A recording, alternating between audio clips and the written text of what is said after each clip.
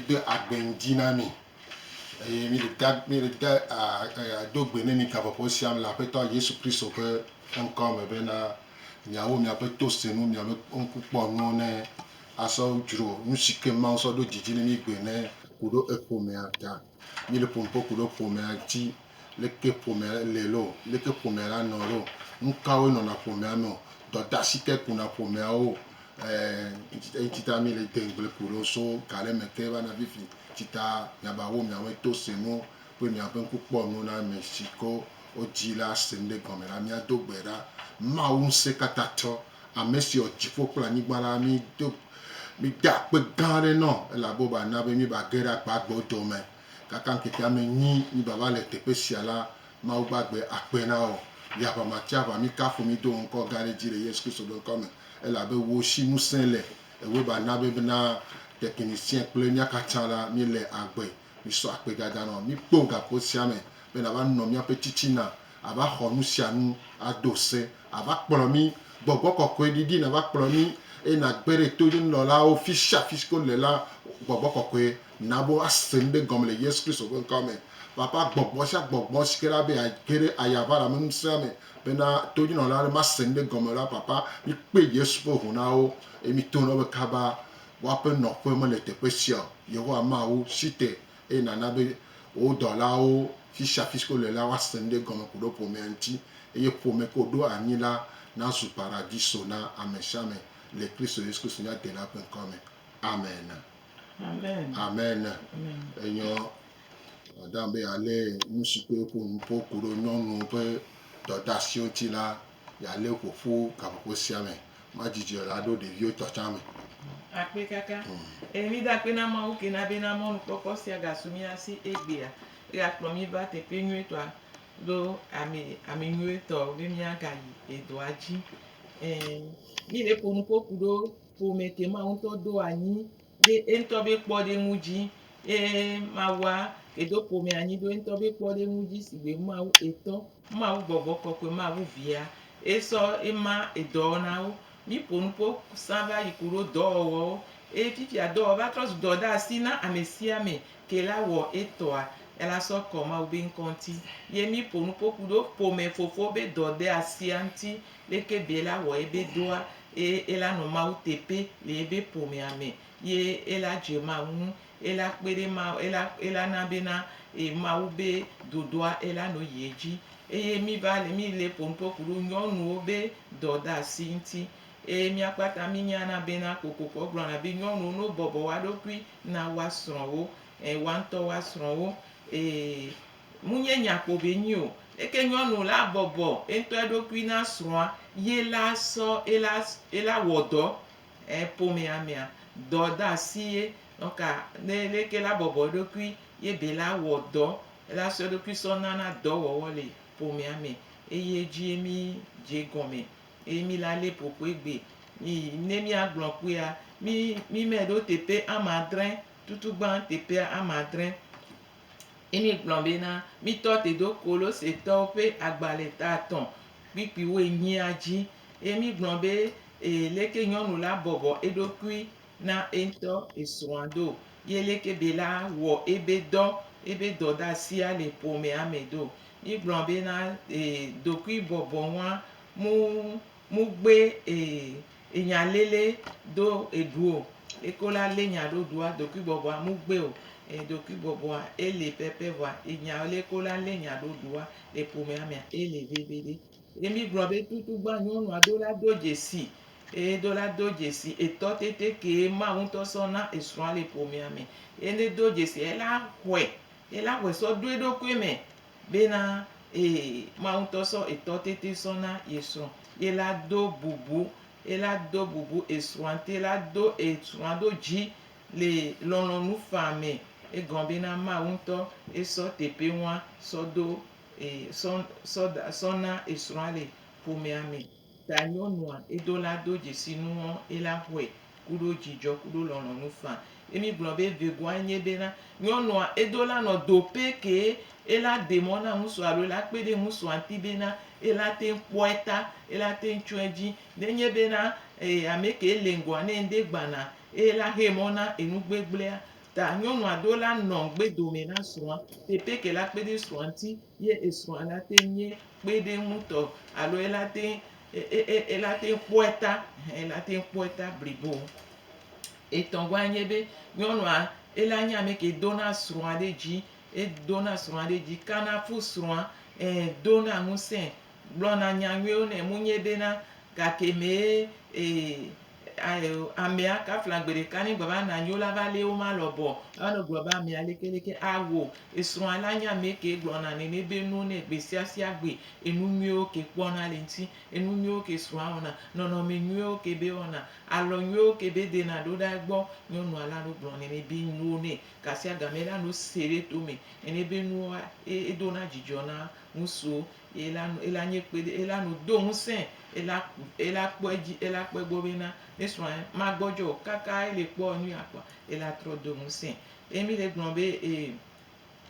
gbɔdzɔgbɔdzɔ ɖe le mia nyɔnu me ke ne mi kpɔ nuvi tukui ɖe kpa mi te le na mia ɖokui mi sɔ wɔna nya awo eya mo hiã le esrɔ̃ ɖepe o enya wɔwɔ ya mo hiã o mi gblɔ be na le nɔnɔme wawo mea ele si be nyɔnu ke ele dɔ ati afɔ me na esrɔ̃a ye ne ma te yi ŋgɔa ela dze anyi ne be ya yi ŋgɔ kokoa ela dze anyi alo ne ele vɔ na anyi dzedzea ela dzo tsi ŋgbe dome vɔa mu dɔ le asi wɔn ema via so mia si o akpasa gatɔ ɛnua mi la nya me ɖe ke edona ŋusẽ miatɔ ekpena ɖe mia srɔ̃ ŋuti ekpena ɖe ŋuti boŋ bena ela yi ŋgɔ ye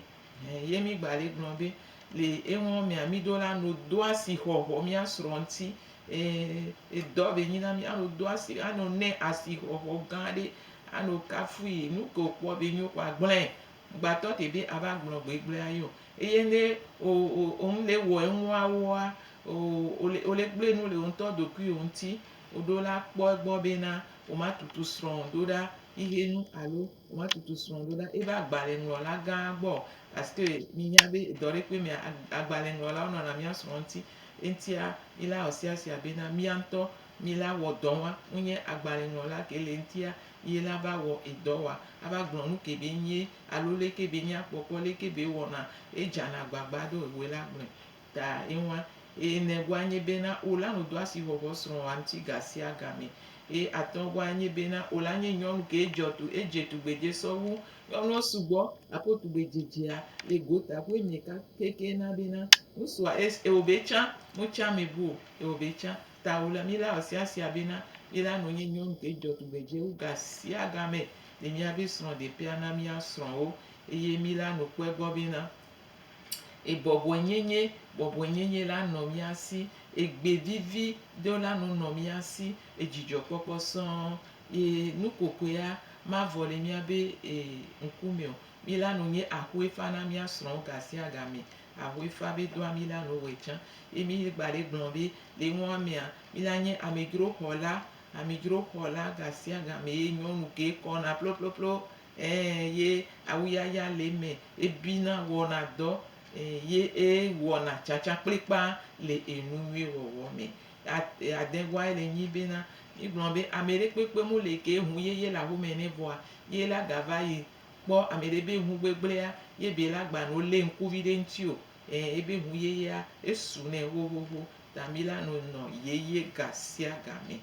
adregɔa nye bena nyɔnu mi la bɔbɔ mia ɖokui na mia ŋutɔ mia srɔ̃woa le ebre be gbe mea ele nyi be abɔbɔ ŋutɔ ɖokuiwo na srɔ̃woa leke wola bɔbɔ ɖokuiwo nɛ ɖo wola no kpe ɖe ŋuti ye wola nye ame ke denɛ to na le kuxiwo me axawo me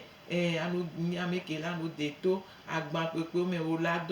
ano do alɔ ano de to le enu sesẽwo me gasia game ye kuɖo miabe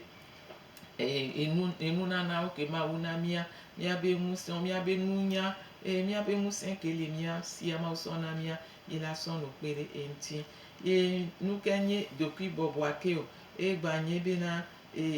ɖokui bɔbɔ ke hiã le srɔ̃ɖeƒea ele nyi bena miado to mia srɔ̃wo ye miano wɔ ɖe woaƒe dzidziwo dzi ɖokui bɔbɔ ŋua toɖoɖo kuɖo edziwɔwɔ enye ɖokui bɔbɔa ke ɖokui bɔbɔ ke dze le srɔ̃ɖeƒea enye be wo ŋutɔ la no wɔe le aƒe lɔlɔ̃nu me manye bena ola ba no do ina bo do la we ano pache na awo amere pe bejia nte hone nwa yi na go devio nto cha mi gbo wa bejia no le sia ngba hona ni be nu bo ere adokwi bobo enye bena abusro ado ereji ado ereji abui nwa mi gbo bena lele nenia no ke milano sigbenyonu nenia kasia gamia milano trodo ma unti ano kpo ma uda ano so mia ben kuda roma uji kwa kasia gamia nukokwela no nkume na mi mokpopo yeye ela nu no mi ame mi ma bu mokpopo mi bla wa so to te do salu mo pa gbale black ton vone pipi adenlia bena nenye be o so na ko dana de ma ujia enu ma pe o ye o ma chaka chon kasia gamia emu alayo fun kudo enu kokwe ye olano clan kasia game milate wo esia opata to ma wa me nu veve me ela bena ameke do do anamia ele mi agbo edohun se mi bena mi ayeji mi atehun mi awo nu si anu to ma obe amenu veve me ma wa ele edo kankan deji bribo do mi aji bena yela we kudomi ne ye beta me dodo uropo mentia ne bakpo me baba ta olanye nyonu ke senu nyonu ke tona te se sendi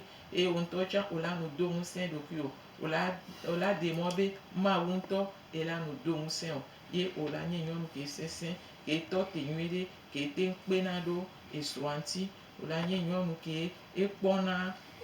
enunwe ye ewona enunwe kudo bibo nyenye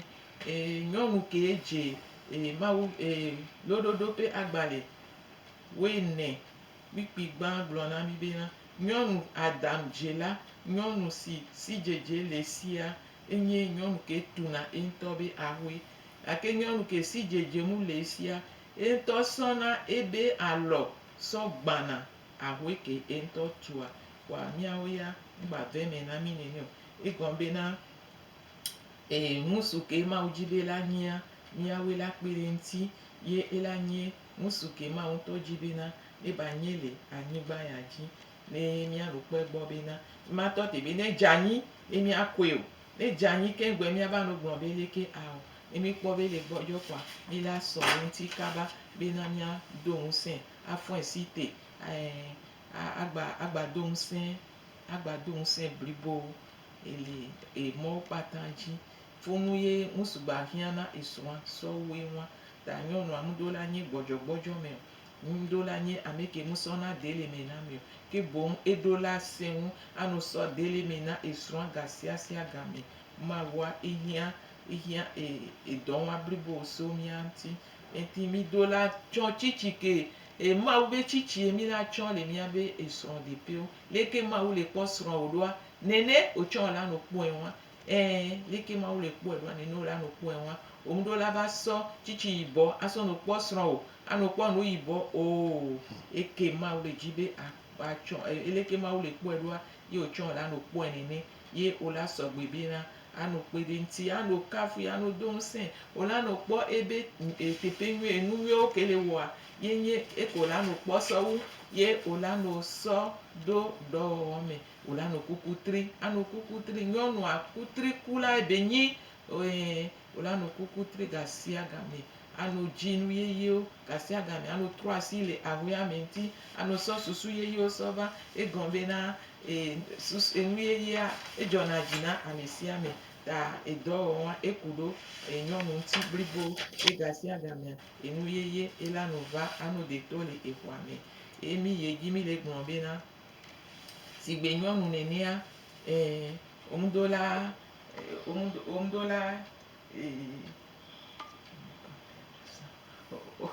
omdola bu apo tado dzi nɔ sigbe nyɔnu nene le esrɔ̃ de pe wa omdola bu apo tado dzi nɔ omdola bu dodo ke ma wɔ ɖe ŋti o omdola bu dope ke ma wu na wa omdola bui o eya ele veve ɖe nenye be o bu dope wa kɔa o gble enuwo kpata dope ke ma wu na wa enye asixɔxɔ be dope enye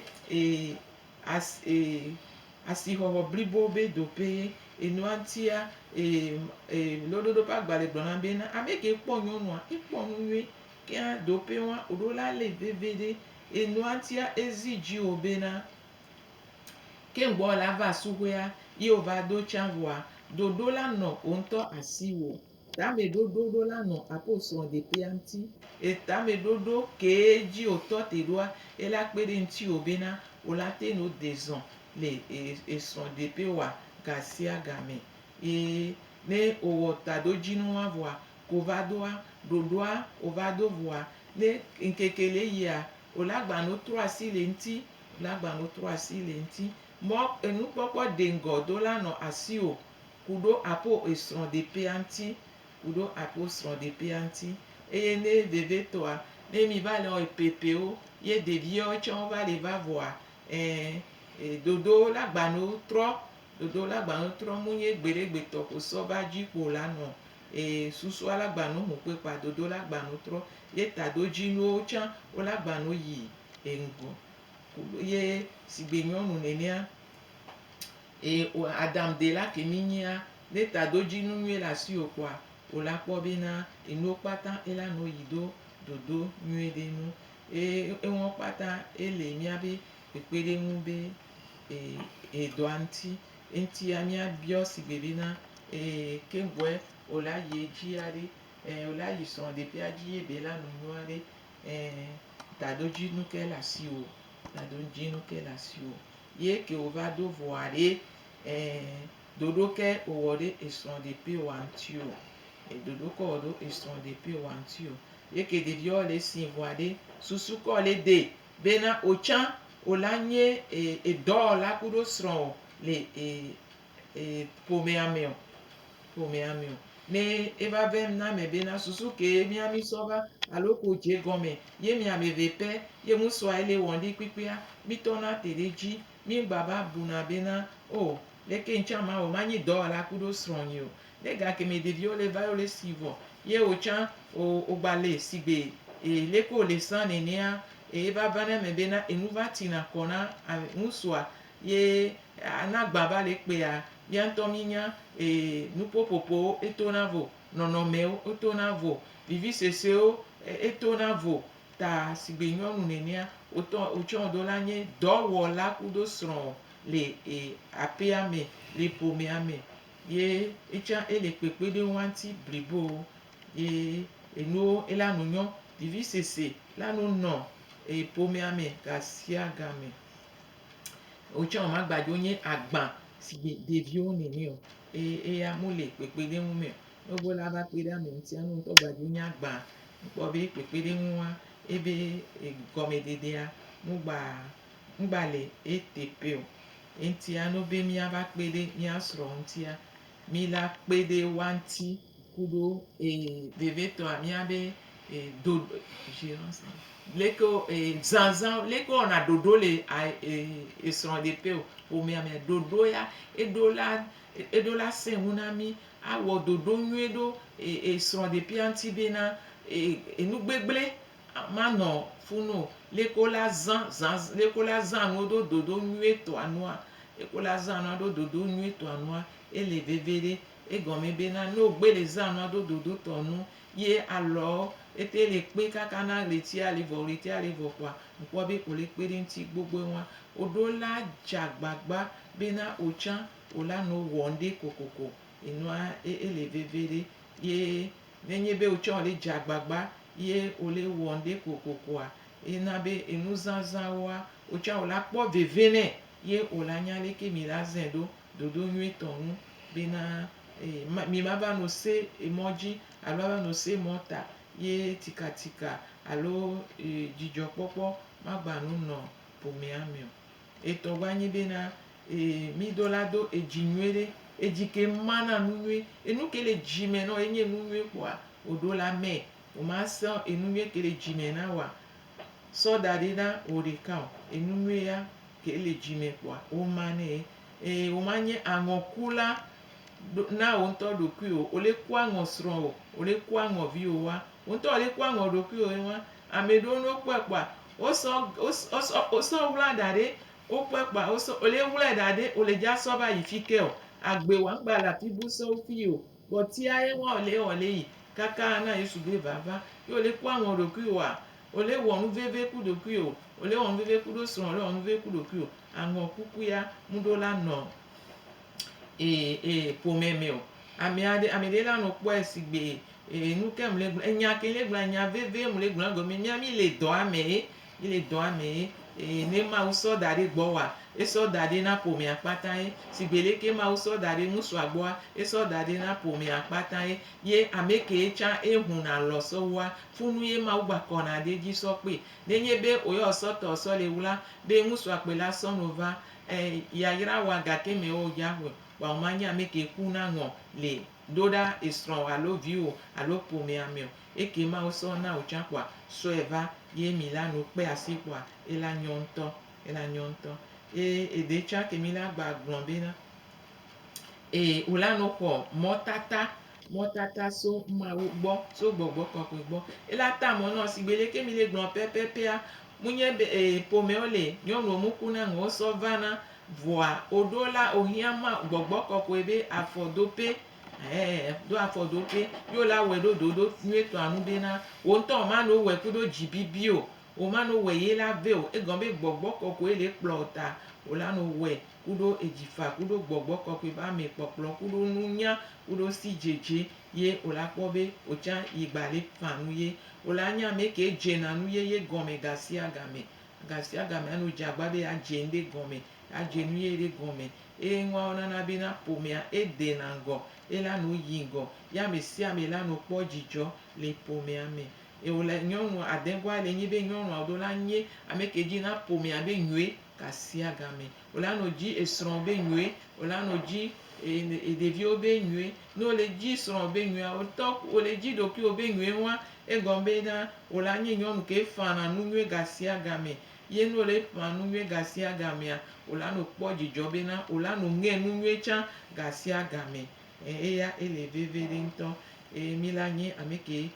fana nu nyue mi anto mi anu nu agbele enu nyue mi anu po jijo de nu nyue wa ke mi le fame nenye be esron sigbe enye mi akplola le pome amenenea o cha o la no enti yo la no do nkunu jine gasi agame munye bo la ba no afide da yo la no do la no tutu do da be na enye kplola enyi ta o enyi ta pepepe yo nya voa munye be gombe na o ya o la ba inu azege yo la bube nde mu ka o no si anu zanzan ya hia le pome amia e ka o cha blibo mo le gble won akudo susu be ma so jirande do yo do gblon na be na ye ya ye jibi na esron ye wole ke ya kafla devi won pata devi won mi apata eji ne mi apata mi le po mo be devi won le ba si le ba nye ya ira na mi apata le munye be na musu ade ka ira no wo doa aso no po devi oji ye o yo la ba no te be na ne ga mi aswa ye o yo la ba to te be ebi no na do a o do la jene be fe tuta no no acho la nya mi le ke o nọ na sronti ano do nkunu jine ado nku jine kuro ego mecha alo mecha no si anu ne ka afike ndi ya hia kwa o ya osogbe edore ja na yin pa osigbe nyonu ene otudo wa ye mi amebe mi la no so la no yi imi la no po jijo devi o cho la no po jijo o nto cho la yin jijo wa mi on do la bu nyonu be asihoho le esron de pe wa do la bu yo ye do la bu apo jijo ke ma ube anyi na esron alo kudo devio o la te nenye be eve me yo mu le wo jijo o mu le do jijo won o mu le jijo te pe won o mu la si hoho won te pe a o bu apo do da sia ye no le bu apo do da sia nu ke va na o la ba chaka ku devio o chaka ku devio ye wonto nuke onto la no chaka jijo la budo gombe ko ba le chaka ku devio wa are mi inu so aja gbon re la gbon na o chan si gbele ke devio ko o npo si chai parce que on po vovo toto le wo ku devio me o wa no to de mo be vovo toto gan re le a enya de mi la le po mi la ba po devio nye wala so ya so no ba ka ku devio parce que o chan o trozo nam o oka ele vevere na mi anyo no si gbe do da si nene mi le kpere mia nɔnɔ ŋtie mu nya be mi mia nya yawo kpata vɔa Mawu ŋutɔ tsã dzi bena woado ŋku nu dzi nɛ be nyɔnu ko la nɔ asugbea wòmanɔ tsaka o wòmanɔ tsaka o ye wòmanɔ bu tame gbegblẽ wa do la nya me ke wɔna dɔ ku ɖo srɔ̃ ade zɔ̃ le nuwo kpata me mi la gbasɔ ƒoƒu leke bena sigbe nyɔnu le asugbe nenea enu ke le asi wa sɔna na kuɖo dzi faa enu ko la te wɔa wɛ ku lɔlɔ̃nu faa ye etɔ̃gba nye nu ko nya ŋgba wlɛ na wò ŋutɔ ɖeka o nu ko nya kpɔa mɛ gba wlɛ na wò ŋutɔ ɖeka o ye gɔm bena enegɔa ele nyi be ade mɔ be teƒe wɔa ne no zẽ ga sia game teƒe wɔa ne no zẽ ga sia game ele veve ɖe ŋutɔ ye magasɔ gbe na mi be ŋgbado atɔ̃goa ye wa wò nyɔnu ŋgbado sepe na ɖokui o gbado sepe na ɖokui o mu hiã gbado sepe o la te wɔ nu sia nu la nu ko la te wɔ kpɔa wɛ ŋgbado sepe na ɖokui o be nyamu wɔ sepi nyamu wɔ mɛkɛ ne va yi edzi o Mawu mu do sepe na o ta o tsã gbado sepe na ɖokui o ne mi kpɔa ke Mawu wɔ Adama ene nunya kuɖo si dzedze ewɔ nu sugbɔ kpɔtia wa ewo ebe sɔna wò nyɔnu ɖe ewo ebe sɔna sugbɔ le wò nyɔnu si sigbe adɔm le nenea enu sugbɔ le Mawu si ye sɔna o ta o tsã o ma na kpɔtɔ o o la nu na akpɔtɔ anu na ye o la nye ame ke egogo na Mawu ga sia game bena anu na nu akpɔtɔ anu na le agbɔsɔsɔ me anu na le ƒomea me ye o la nye ale blibo o la nye vide blibo na wò ŋutɔ ƒome wa nyɔnua o do la vo le ɖokuiwo me egɔm bena Mawua gasia game enu nyuie gba le Mawu si la sɔ nu na o edza nu na ƒomea to dziwò ye gasia game nu nyuie wu ega nɔna Mawu si ela sɔ nu na o ye ma to na be nyɔnua enu nyuie wua enɔna nyɔnu me enu ke nyɔ wua le meilleur eke nyɔ wua enɔna nyɔnu me ye le asiwò bena asɔ nu na ye asɔ nu nyi ƒomewò ye kuɖo lɔlɔ̃nu faa asɔ nu nyi srɔ̃ asɔ nu nyi ƒomea kpata kuɖo lɔlɔ̃nu faa nyɔnu ko nyia enu nyuie gba le asiwò bena anu na gasia game egɔm Mawu le nɔ te kpɔ bena ko le na ya gba no na o kpe enu ke kpɔtɔ na Mawua o ya ko gbe sɔ le na kpɔa Mawu dzi bena ya gba no na o kpe ne o tsã anu na kpe gasia game enua ŋuti be wɔ o nyɔnu ke edo asixɔxɔ ŋgba kpɔtɔ Mawu dzi bena akpɔtɔ ne kpekpe o ŋgba kpɔtɔ eko le asiwò kpa o ya nu na enua efia bena o nye nyɔnu asixɔtɔ nyɔnu ke exɔ asi nyɔnu ke nana be ebe ƒomea exɔ asi nyɔnu ke nana be ebe ƒomea enyo ƒomea ekpɔna dzidzɔ na bena wò ya no kpɔ dzidzɔ ƒomewò tsã ne no kpɔ dzidzɔ mi gblɔ bena loɖoɖo ƒe agbalẽ blatɔ̃ woenyi wiasi ɖekea mi la gba do ŋku nu dzi na mi le funu blatɔ̃ vɔ ɖekɛ kpikpi wienyi wiasi ɖekɛ blatɔ̃ vɔ ɖekɛ 31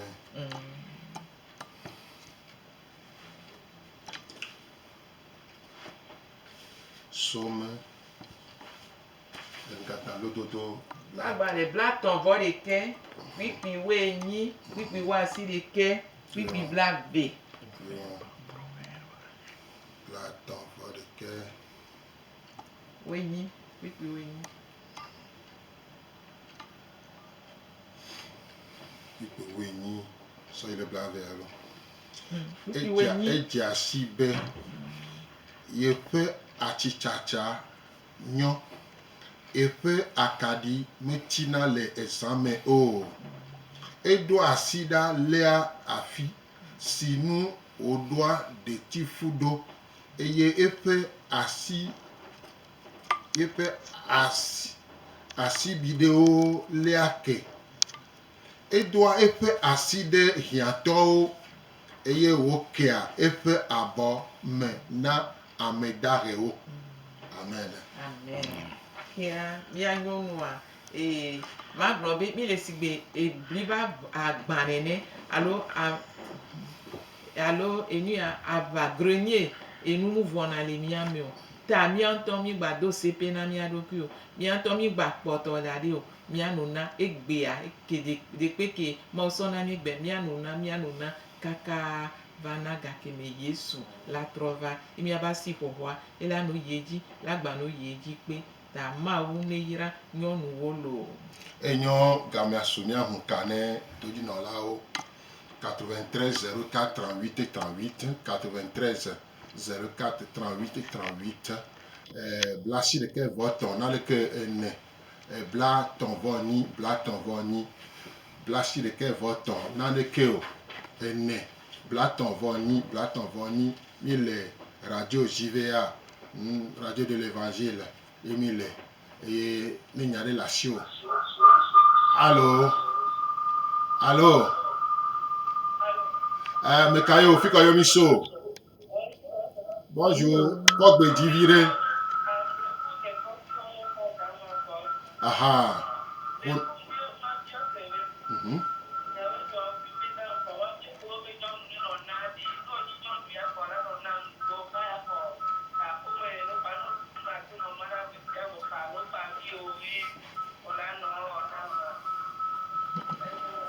Eyo olado tino zarea. Sigbele ke ngbra no nyi nyɔnua ngbro be na reserve Enu la kpo ame. Enɔna mia ba kpo me gasia game ye nu ke nyowoa enɔna mia me gasia game ta nafa gba kpɔtɔ de da de o ne o negbe ne voa Mawu ya mu vɔna le si o ela gba na o na pome o ye ame ɖe kpekpe ke gogo tsa na be na ne ba kpɔ dzidzɔ ɖe ŋti o e ba nya be na enu xɔasi ɖe yo nyi na Mawu kuɖo yiwo kpata. Enya ɖe esɔ do mea egɔ be na yeƒe ƒomea dzi anɔ kpɔ alo egɔ be ƒomea ma ɖo ve wa. Asuwe ola na la suwe o ele veve ɖe bena ana la gbɔsɔsɔ me eye o ma ŋlɔ be ƒome ke me o so tsa o voa dodo enɔna ŋti Allo me ka fi ka yo mi so.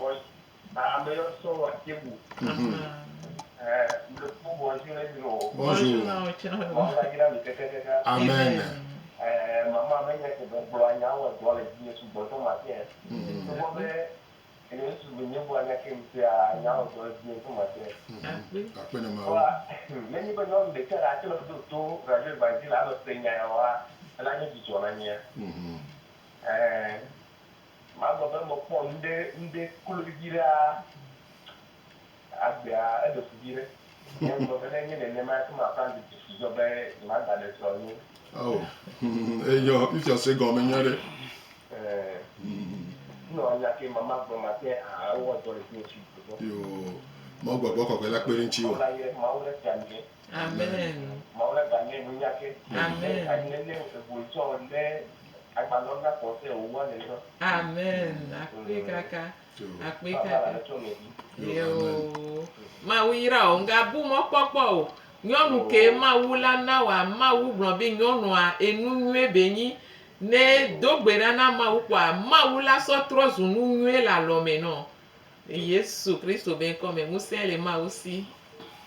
Amen. Enyo mi le to di mi le radio JVA 93 04 38 38 93 04 38 38 blasi ɖeke vɔtɔ̃ na leke ene bla tɔ̃ vɔ nyi ne nya ɖe le asi o alo ole dzi la se ne. Allo. Bonjour, me ka fi ko yo mi so. Amen. Amen. Amen.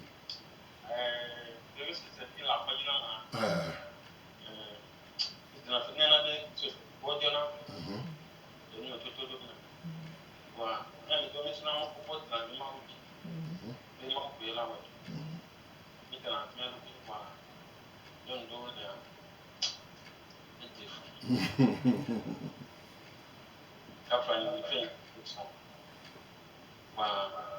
When we are putting it, I couldn't even but I know more. Juma, we are being the seal from our law. Show my very own. When you're not sure now, then you can do it. The people are not really clear. I know. Finalement, non kala ko fi ni jina ke da lan ba ji ci bo ko yo be ko ke ba nya be we fi ke wala mu san ko ni bo da o so ko this ta enyo ba ne ba me de ko aha finalement ba so ni this one nko le di la gbon ko won bionya imi se fun yaro enyo madame la o se madame se na gomo madame se na gomo si fallait une sorte de mission en 2022 il y a mon dépense là dès que mon c'est pas et on a vu la tout un peu portable out là USB ou les chips pourquoi donc on va mettre le fond enyo nke mi agbare ni mi pare atroyo madame le all antenne la numéro atroyo le all antenne enyo mi le radio TVA mi hu kane toji no la 93 04 38 38 93 04 38 38 blasi le ke voton na le ke ene blaton voni mi le radio TVA enyade la siwa ne nya ne la siwa ji abionya de abionya alo ojira so nde so pe ya mo de le mi kane ji be na ame sugbon le tonu sugbon me le son de peu voir enya le didino o nya me ko la bio ka po kwa debo la te bio alo ni mi pa chan la mi ana mama be number alo mi be number kwa la te yomi ase mi apen ko e dodo psychologie alo ni siko gombe asa allo me ka fi ko yomi so aha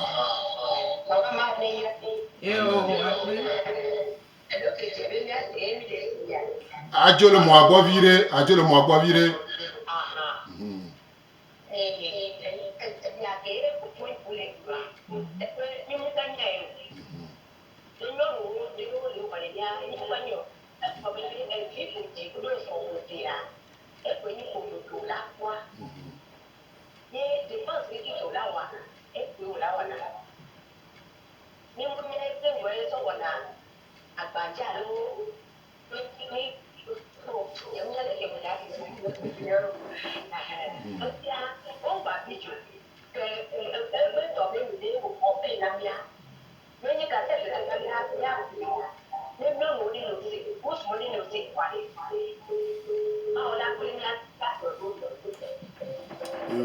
akpe kaka ma o yira gbogbo re lo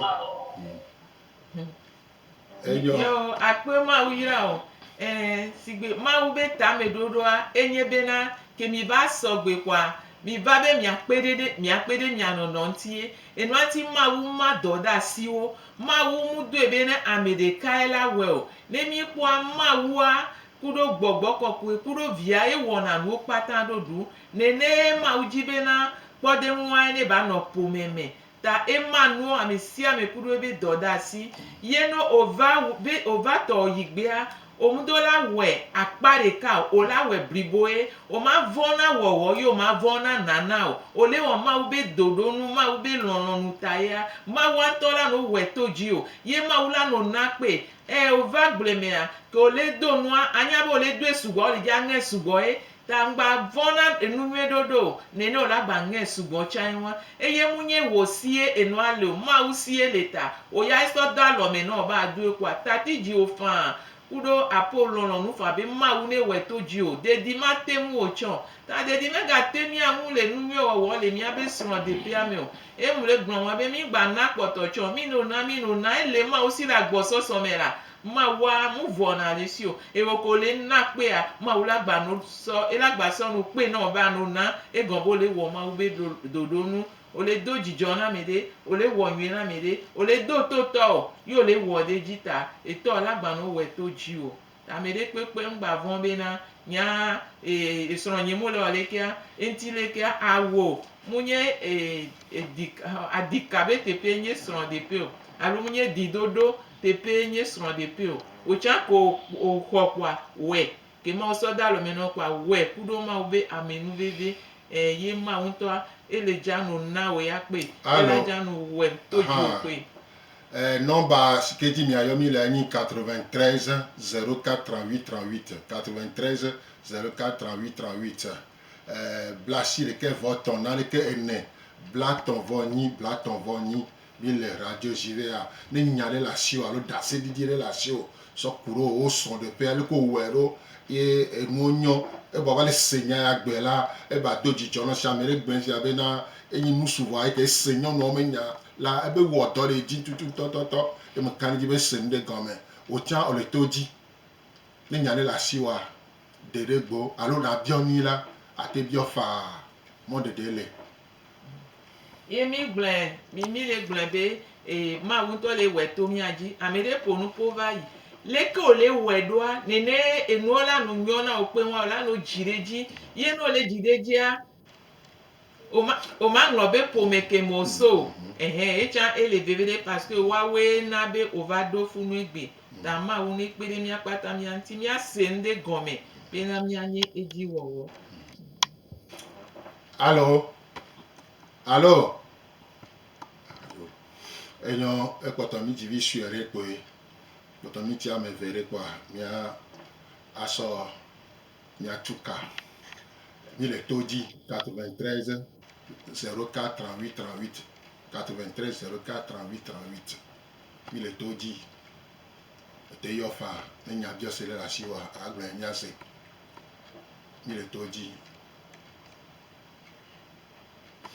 egbe mi le wu nyonu pe dota sia ple pe musiko la o le la so pe allo enyo ne mi be akero mama ntia nya yo le 90 34 31 53 90 34 31 53 e bale WhatsApp dichan yo wa nya ke la siwa te trifa madame eye me skole eye skole ko ya be fomo me skola ye wa ese musugo enya musugo allo bye enyo aha ponpo meka enyo fika yo mi so allo mi le se nko allo mi le se nko lo enyo ya dogbera mama dogbera mi do enyo mi da pe na mi ya to ji no la upata mi da pe na mi tigbeleke mi plo mi do mi gba le da pe na be na mi so mi abere yo so na be na mi ocha mi apogo me ma uni yira mi gbogbo re ma u gbagbe ma unu so kata to mi de ape na ewe yen amesike do pome anyi be na pome ana zon le wo dodo me papa ta mi so pome o pata da si o me be na enyasi o pata o se amedo le ji be na ne ba ne po me vava na o wa mi nya be mu se la si o gbogbo kokwe ko la pere wanti yo la sende gome ye amesi ame la wo epe ela wo epe doda si fan kuro jijo sigbe pome fofo nene ela wo epe doda si kuro jijo ku mo popo be mawu o la weto iji o la pere nti ye la ga weso wu pome dada nene a gbogbo kokwe mi hoji o se be na won to ademegbe na nya pere yonu nti be na wa wo epe doda si bribo megbe do me ma poto e bena wa be feto na sɔgbɔ wa be yayra na gatsi ɖe dzi elabena otsã bena o ya sɔ wɔ ya wɔ dɔ sugbɔ to wa dzi ye dzi na wɔ dɔ so wa dzi la na o dzi ko nana nu fa edzi ko wɔna dɔ fa edzi ko sɔna wa ɖokui nana fa edzi ko kpena ɖe wa srɔ̃ ŋuti fa ko wa be viwo ŋuti fa ye sepe mu le na o gbɔgbɔ kɔkɔe wo wɔnɛ ta akpe na o bena o la wɛ to wa dzi ye o la do ŋusẽ wo tsã ye o la gba na bena ame ko le xaxa ɖe mea o la do le xaxa wa me ame ko gbɔdzɔa do ŋusẽ wo bena wa kpɔ nu nyuie ke wula ɖo srɔ̃ ɖeɖea me ne wa tsã wa ge ɖe me kaba bena ya gadzi ɖe dzi wus le Yesu Kristo be ŋkɔ me amen. Amen.